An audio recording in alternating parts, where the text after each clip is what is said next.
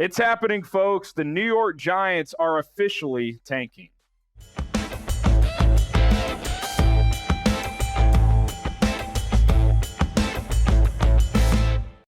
I'm Harrison Graham. The Giants have finally made the decision to bench quarterback Daniel Jones after 69 starts. Not so nice for him, compiling a 24-44-1 record. We're going to get into why I believe it's pretty clear that the Giants have announced that they are tanking for a quarterback in this draft here in just a moment. But can we first just discuss the reality that Daniel Jones might be the worst quarterback to get 6 years to prove himself as a starter in this league? I mean, seriously, he's terrible. You just saw the win-loss record, 24-44-1.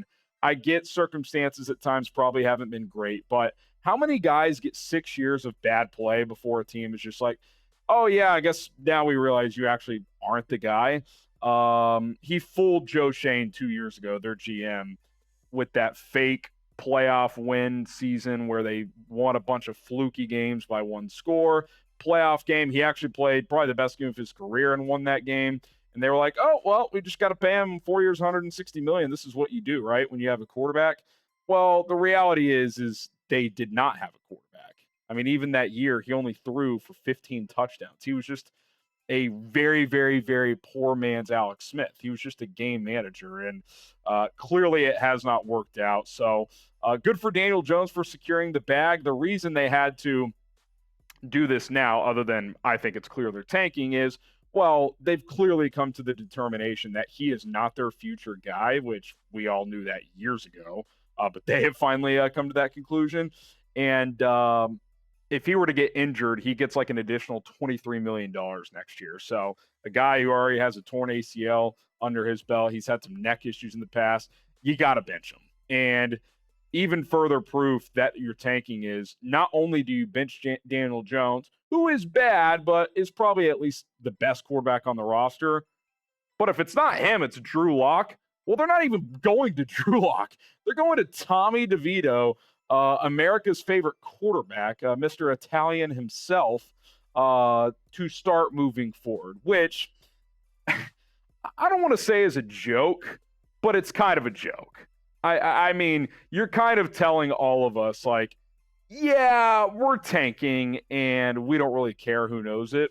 Now, there is an interesting wrinkle in all of this because Brian Daboll, who Jordan Schultz reported earlier today is coaching for his job over the last 7 games. And Schultz mentioned that he's more familiar with DeVito, so that's part of the decision to play him over Locke.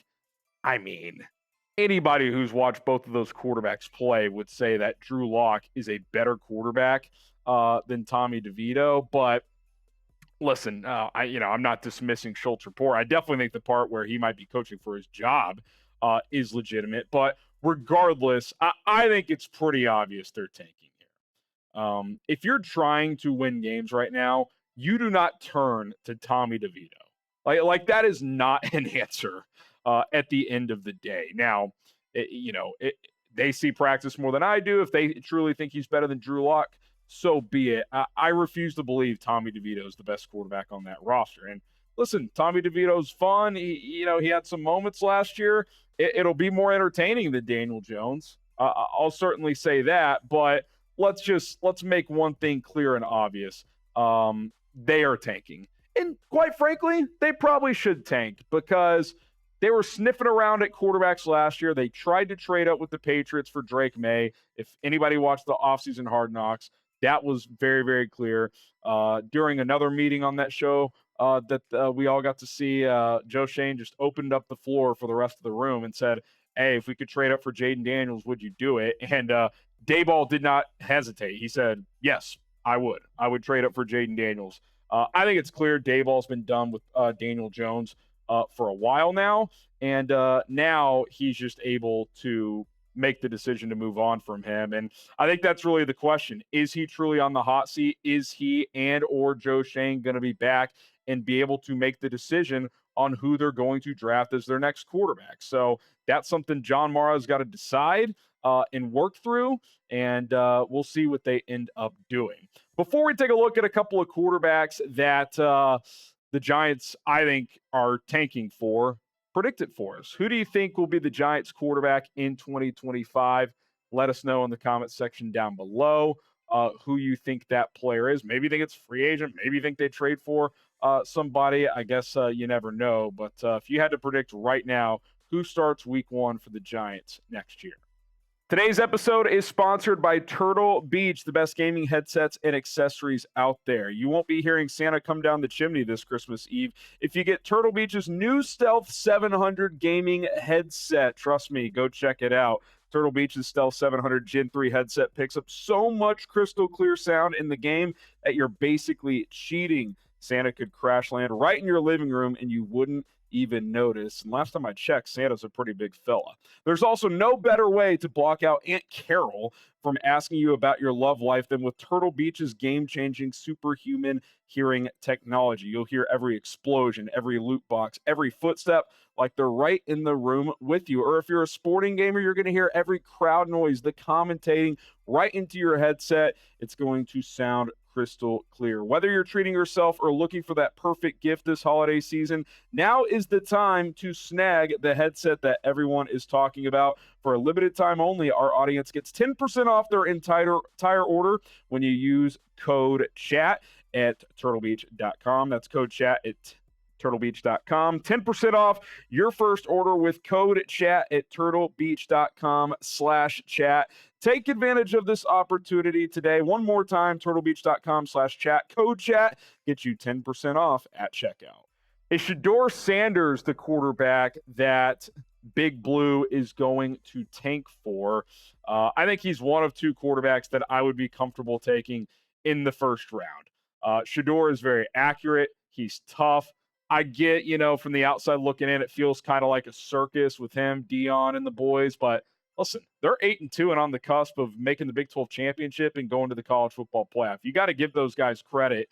And if you've watched Shedeur over the past couple of years like I have, he has taken a beating behind that offensive line. So I don't think you can question his football character and toughness. Now, are there some maturity things he's probably going to have to answer in pre-draft interviews, like why he's talking trash to former teammates on Twitter and stuff like that? Sure, that's going to be fair game like any other player going through the draft process. But I do think he's pretty good. I wish he had a stronger arm. I wish he was a little bit of a better athlete. He moves well, but not great. He's not going to be someone who rushes for 500 yards in a season or anything like that. He's got a good arm, but not a great arm. He doesn't have a howitzer. I think when he enters the NFL, he'll have kind of a league average arm. It's good enough, but I don't think this guy's going to be back-legging 50-yard frozen ropes like some of the elite guys are. So he's going to have to win with timing and accuracy, which at the college level he's proven to be able to do. I think he's a high floor, good but not incredible ceiling guy, but I think he could be a plug-and-play starter, a lot of experience, 4-year starter, 2 years at Jackson State, 2 years at Colorado. He's about to have some big games ahead, so keep an eye on how he performs. If you want to go for the bigger swing, more of the wild card option, that is Miami's Cam Ward, who has elite arm talent. He does have an A-level arm. Off-platform throws, 3/4. He can throw the fastball. He can spin it, throw with touch, velocity, whatever you need him to do. He can do all that. Now, he's definitely more erratic as a decision maker. He's had multiple throws this year where it's not just he's throwing across his body. He's outside the right hash, rolling right, trying to throw beyond the left hash, throwing left. I mean, it's kind of crazy, some of the stuff he's tried. But I look at Brian Daboll, if he does remain as the head coach of the Giants, and he helped rein in and kind of get Josh Allen's career off the ground. And that's a guy with physical tools, cannon of an arm. Now, Cam Ward doesn't run as well as Allen. He's not 6'5", 6'6". He's more like 6'1".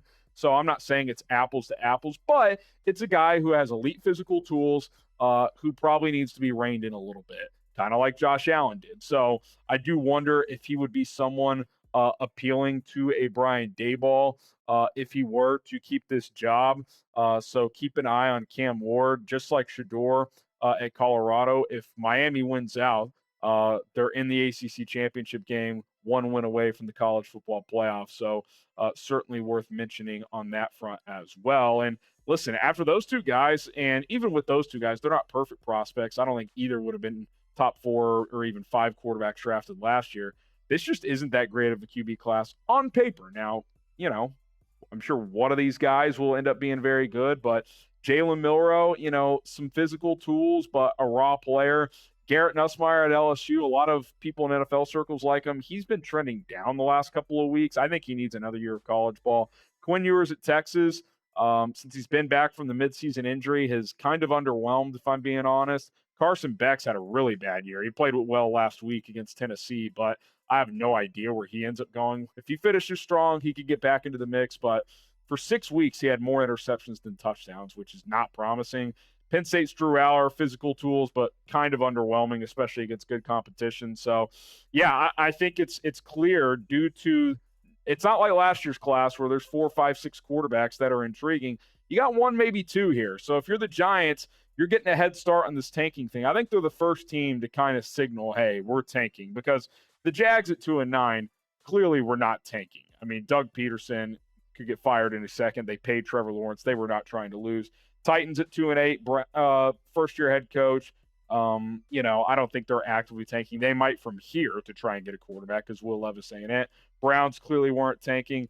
Raiders might tank from here, but I don't think initially were. Now the Giants are making that signal that they're tanking, and right now they're the 5th pick in the tank standings right now. There are 9 teams with 2 or 3 losses. They have 2. So if you're a Giants fan, you want to lose out. You do not want to win another game for the rest of this season in order to try and secure a top 2, 3, 4 pick and ideally get Shedeur Sanders or Cam Ward. So we'll see what ends up happening here. The first decision the Giants have to make is who the hell is going to be making the decisions. Is Daboll back? Is Joe Schoen back? Are they both back? Is one of them back? So that's going to be up to John Mara, because what you don't want to do is bring them both back, draft a quarterback, and then fire them a year later. I think if you bring them both back, you almost got to give them 2 years. We'll see how it all ends up playing out in New York. All right, my name is Harrison Graham. Hit that subscribe button for more NFL and college football videos here on 4Verts. We're bringing you content every single day. And again, let us know in the comments who you think will be the Giants quarterback next year. Until next time, enjoy Monday Night Football tonight.